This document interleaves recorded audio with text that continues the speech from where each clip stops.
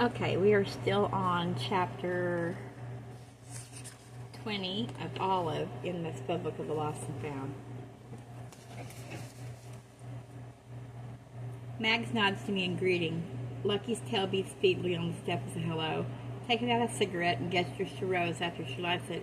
Should have started on the bubbles when I was your age, she says gruffly, but it's far too late for me now. Imagining Mags McGuire at 17 is an exercise in suspense of disbelief. Some people look like they were born 65. Rose laughs and offers Mags her bubble wand. Come on, she says, you're never too old for bubbles. Mags cocks her eyebrows but accepts the wand and blows a flurry of bubbles back into the dingy cobweb-hung hallway of the pub. Rose leans nonchalantly on the doorframe and says, we were wondering. Day off, Mags cuts in. Sorry. The twins, it's their day off. That's what you were going to ask about, yes? Oh, Rose says, well, yeah. Actually, I say, we were wondering about something else, too. Of course you were. Mags hands the bubbles back to Rose and takes a deep drag of her cigarette. We were? Rose asks. Laurel, I remind her, asked Mags. You wouldn't by any chance know of 3 teenage girls with 3 nicknames who might have taken some of your potent before the town party last week. Rose gives me a look. Probably I could have phrased it better.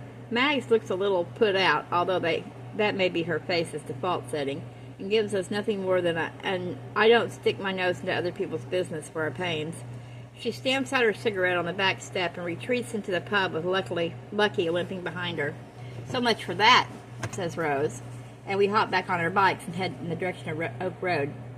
As we pass the supermarket close to the edge of town, we slow down. Rowan is arguing with someone in front of the main doors. There's a lot of gesturing and aggressive body language. There's a small crowd of onlookers beginning to gather. I raise myself up on my pedal so I can see better. What are they saying, I ask. I can't make it out, said Rose. Without discussing it, we drift over the side of the road. The guy with Rowan breaks away and comes striding personally toward us. He's a man in his 20s, sandy-haired and broad-shouldered. When he's only a few yards away, he turns back and shouts something I can't quite hear, and suddenly Rowan runs toward him and punches him in the stomach. Fights in films are choreographed, but this one looks more like an embrace. Within seconds, they're locked together, struggling and grappling, legs circling the concrete, and the store security guard runs up and separates them. Take it easy, son. Take it easy, the security guard is saying to the other man, and he holds Rowan's arms in a grip so tight I can almost feel the pinch. Rowan is breathing hard, his freckles standing out starkly from his flushed cheeks. Just watching him makes my own face warm up. He jumped me. You saw that. I hit him in self-defense. Rowan's jaw is red and swelling. His chest raises so fast. God, I'm going to choke to death.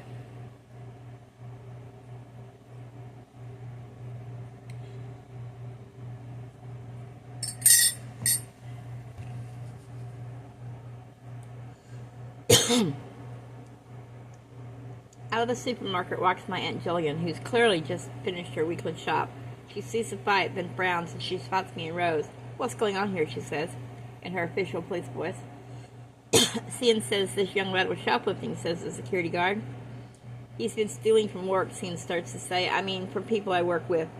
Cian knows that admitting he works with Rowan will get Mags in trouble. She's not legally allowed to employ anyone under 18.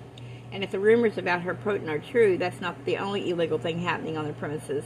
I wouldn't trust him as far as I could throw him. Well, I don't know, Rose surprises me by saying, you're a big guy, and he's a minor. You provoked him. We saw it. What the hell are you talking about, Pocahontas, says Cian. And I have to hold Rose back so she won't swing at him herself. What did you call me? Her eyes are all fury. The security guard looks uncomfortable. Here now, he says. Aunt Jillian gives Cian a disapproving look. Is this boy a friend of yours, she asks us, gesturing to Rowan. By way of answer, I wriggle myself between Rowan and the security guard. We were just leaving, actually, I say. Is that okay? Aunt Jillian looks like she'd love nothing better than to get back to her shopping cart. Fine, she says, and then points at Rowan. Turn out your pockets first. Rowan reddens again. I didn't steal, he says heatedly. Unless you want me to arrest you both for assault, I suggest you turn out your pockets, Aunt Jillian says. I can see Cian puff up at the you both, but he doesn't say anything, and Rowan takes a stick of gum out of the breast pocket of his t-shirt. He holds it out, Exhibit A.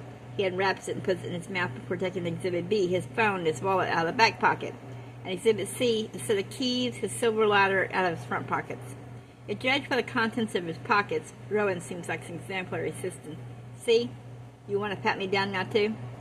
If judged by his attitude, he's trouble. Right, I said quickly, and I take Rowan by the crook of his arm and turn to face him toward the road. We're just going to go now. See you tomorrow, Aunt Jill. I propelled Rowan toward the road. Rose followed behind with both of our bikes. We're out of sight, and she starts to cackle. I like you, she says to Rowan. And as always, I'm glad that you, she bumps my hip with hers, have police connections. I turned to Rowan. So what was that all about? I asked conversationally. We wait on our bikes while he unchains them from a lamppost down the road. Nothing. He's an asshole. He's been looking for a reason to start a fight since we got here. So you thought you'd give him one by punching him first? Rowan grinned, something like that. We ride single file up the main road, skirting the town thronged with Saturday traffic, and picking up the pace when the road widens again. When we turn off into the smaller bumpy roads, we let ourselves slow down, breathing hard in the heavy heat. Rowan glides back to right beside us. Thanks for helping me out back there. I appreciate it. No problem, Rowan. We figured you probably didn't want Jillian poking around asking for your address or where your parents are. Rowan grins again. You must be Rose, or do you prefer to go by Pocahontas? Rose growls. I'd have preferred to get a punch in myself, she says. Funny story, Rowan says. I was actually coming to find you when I got into my latest brush with the police. Latest? Oh, yeah. Wait. How are you going to find us? How were you going to find us? You don't know where we live. Rowan shrugs. It's a small town. Figured I'd bump into you eventually. I only realized after you left that I'd forgotten to ask for your number. I blush. Rose notices and gives me a look. Why were you trying to find us? She asked Rowan. We wanted to ask you to help us cast a spell. Rose's mouth opens slightly, and she looks at me and then says to Rowan, that's why we were coming to see you. Well, Rowan says with a look that's more resignation than surprise, and it looks like we were meant to be. We swing into the small and bumpy road that leads up to the forest. Rabbits skitter across the fields, and we surprise 4 fallow deer just up ahead, who bound away over a fence and into the trees, the white undersides of their tails bobbling in the shadows. We found the people who owned the spellbook before us, said Rowan. 3 girls. Well, we didn't find the girls themselves. We found some pages from one of their diaries. We were hoping you'd tell us who they are, seeing as you know more people in town than we do. And where the spellbook is, too, I guess. We haven't been able to find it since you came over. I found it in my bag the day after. I thought it must have fallen in there by accident, I tell him, before what he just said about the spellbook girl sank in. Wait, you found pages from Laurel's diary, too? 2, he repeats. I exchanged a glance with Rose. Rose and I found pages, too. Mine were in my bike basket, and Rose found hers on the way to school. That's a weird coincidence, Rose says. So do you know the girls, he asked? Rose and I both shake our heads. Isn't there like just one school in Balmulling? Rowan says. Yeah, I admit, but we don't know their real names, do we? So they could be in our class, but we wouldn't know them as Laurel, Ash, and Holly. Or they could go to school in the next town, maybe. They mentioned a Mr. Murphy, but there's probably a Mr. Murphy in every school in the country. There was one in mine, Rowan nods. And they mentioned a girl named Trina McCohen, but we haven't been able to find anything about her either. We don't even know how old they are. They could be our age. They could be 18, 16, 15 even. It's basically an unsolved mystery. When we get to the development, Rose and I drop our bikes behind the wall closet to the road where we usually leave them, but Rowan wheels his into the house. Can't risk anyone recognizing you, he says. Nobody comes here, Rose argues, like ever. It's like Neverland or something. You guys did, though. That's different, Rose starts to say, but I speak over her. Who exactly, I ask, are you hiding from? Rowan only blinks for half a second, but I notice it. His smile, then, is so easy. It's like he doesn't have a care in the world, and if I didn't know better, I think I'd just imagine his moment of hesitation. Captain Hook, he says easily on the door of the boarded-up house. Maybe Cian should have called you Tiger Lily instead. Rose rolls her eyes. Don't make me change my mind about liking you, she says. Hazel appears in the doorway of the kitchen, once again not looking in the least surprised to see us. Do you like Rowan? She says to Rose in mock horror. Nobody likes Rowan. Rowan gives his sister the finger, and we all crowd in through the kitchen door. It's light in here today, with the wooden boards off. The French doors have been thrown open. It's refreshingly cool inside. The sun slants in on tiles, but because the rest of the house is dark and empty, the heat hasn't had time to settle.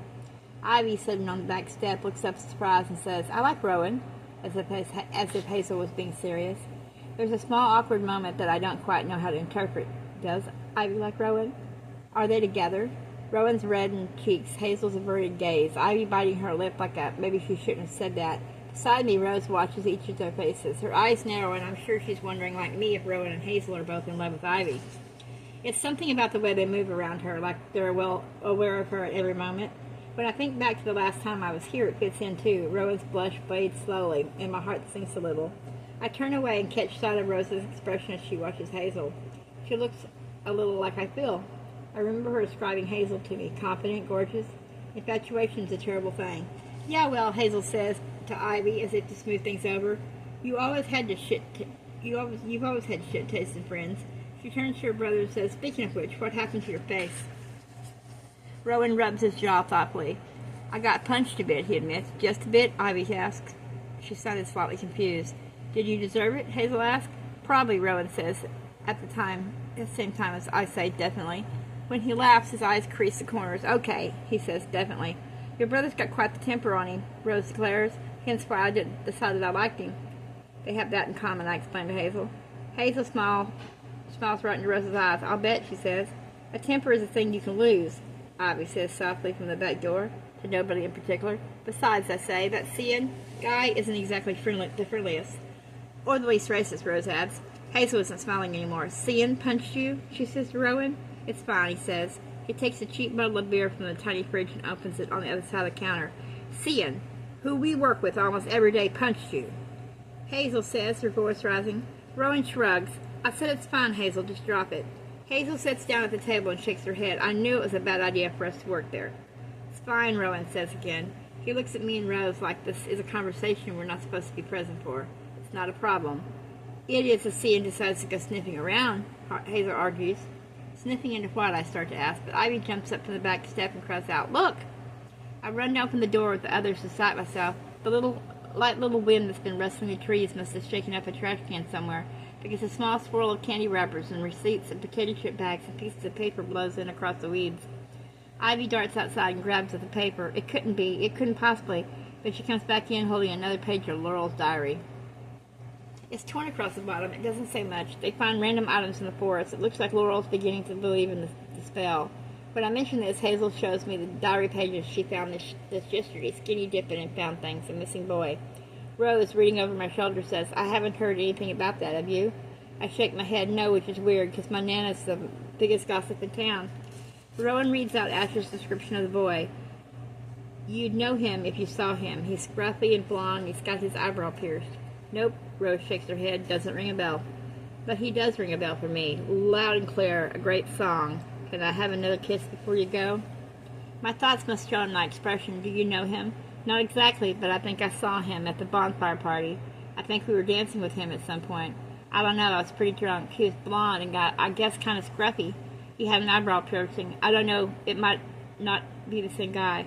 Rose gives me a funny look. Laurel isn't the only one who's beginning to believe in the spell.